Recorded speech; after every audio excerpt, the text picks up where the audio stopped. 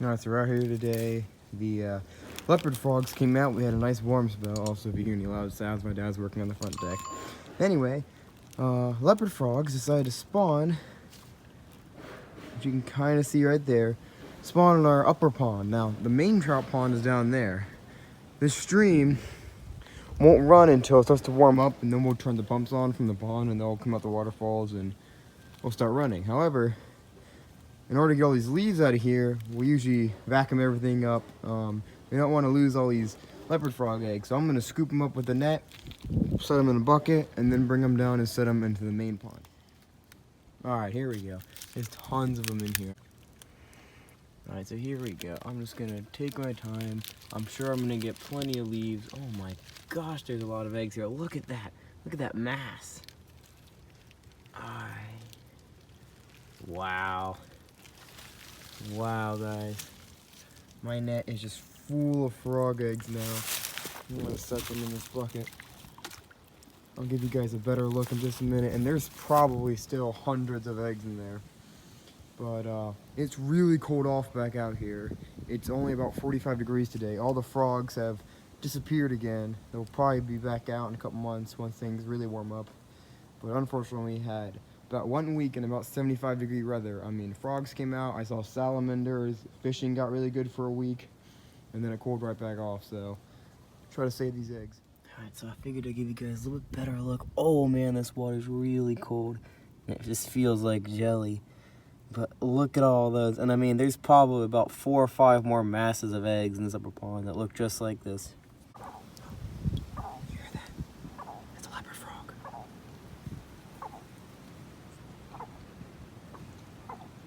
He's got to be in there. Hopefully you guys heard that. That sounded like a leopard frog. It's just croaking very quietly.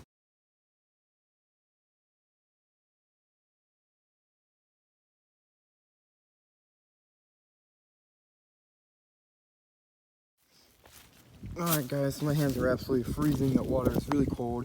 I went ahead and did a time lapse because there were just so many eggs. You probably saw me drop some stuff on the ground. I was sorting through a pile of leaves, just making sure that I didn't miss anything else.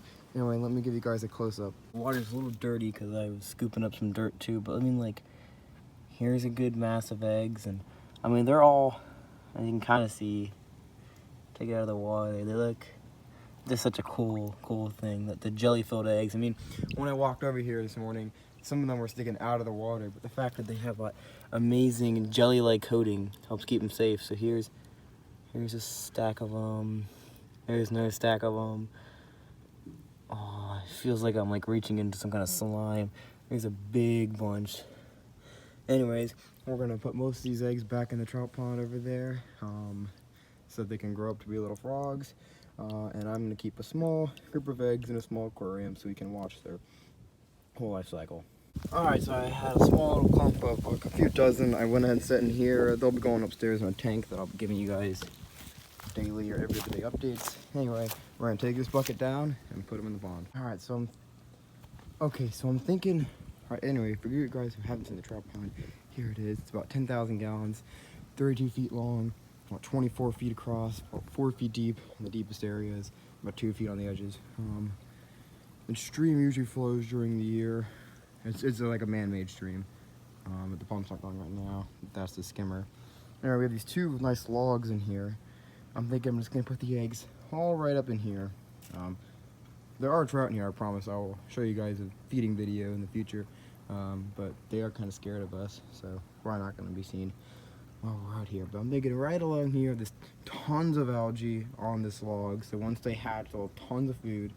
It should be all set, so the goal is just gonna see if I can set them all right in here without hurting anyone.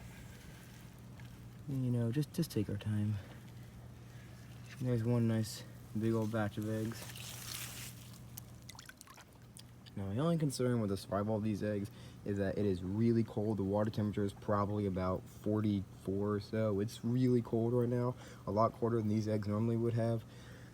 So there's a good chance that, you know, this year might be a really weird spawn for the leopard frogs. Who knows if they'll spawn again later in the spring once things finally warm up. But, you know, I'm trying to give these guys about as best of a chance as they have. So let's keep going. That's the first group. Let's see here. Oh, he's a nice big old group. See if I can do this without dropping too many. There we go.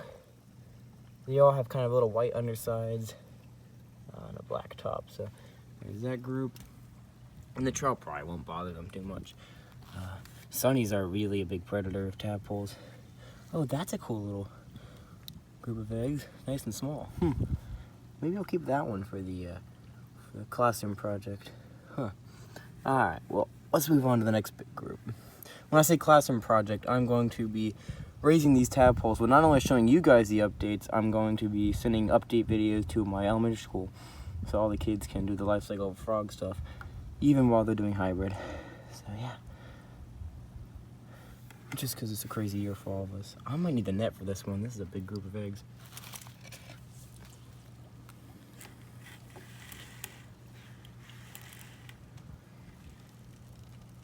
There we go.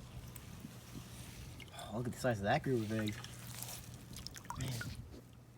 Alright, so I went ahead and finished dumping out all the eggs, and I put all the water out. I was in the bucket, so if it looks kind of even more cloudy, that's why. Just in case I missed any eggs. But here we go. Here's the final result. These guys are pretty close to the surface, but everything's underwater. There's a group there, group there, and then you can kind of see, it's not going to focus very well, but there's some black dots.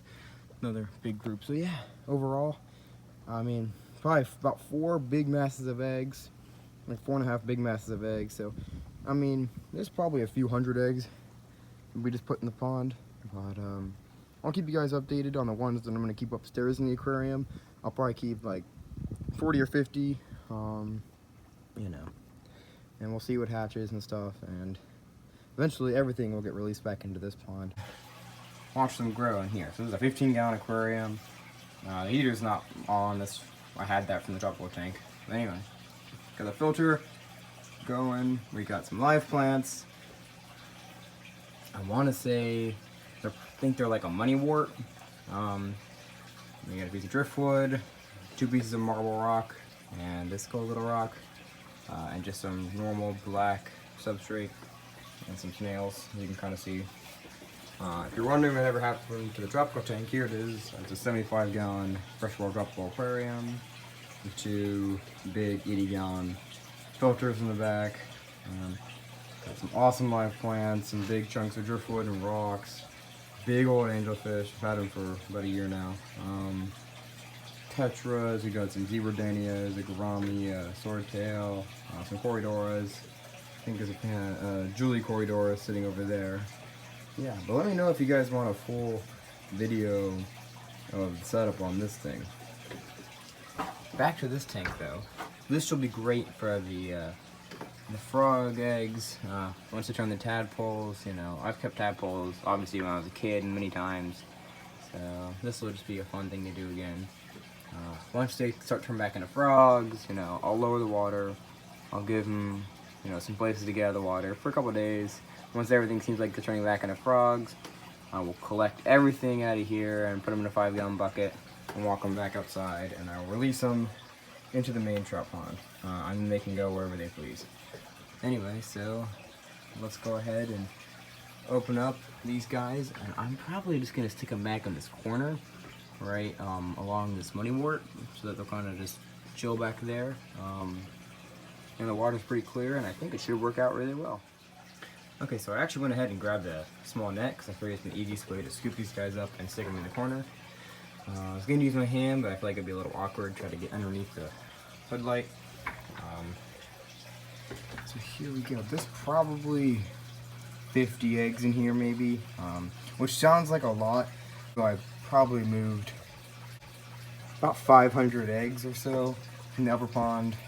I call it upper pond. It's almost like a puddle at this point because the stream wasn't running down to the main pond. So yeah, I'm gonna go and get these guys into the net, and then we'll set them in there. Okay, this net's way too big. Alright, I'll figure something out. Okay, so I just ended up pouring it out into the net. Got a little pond water in the aquarium, but I figure if they're already in that, it's not like it's gonna hurt anything. So I'm just gonna very carefully pull this back here. I'm trying to uproot this money wort. The one has gotten a lot taller than the other two. I think the idea is just to, oh, I did uproot it, but it's okay, I'll fix it.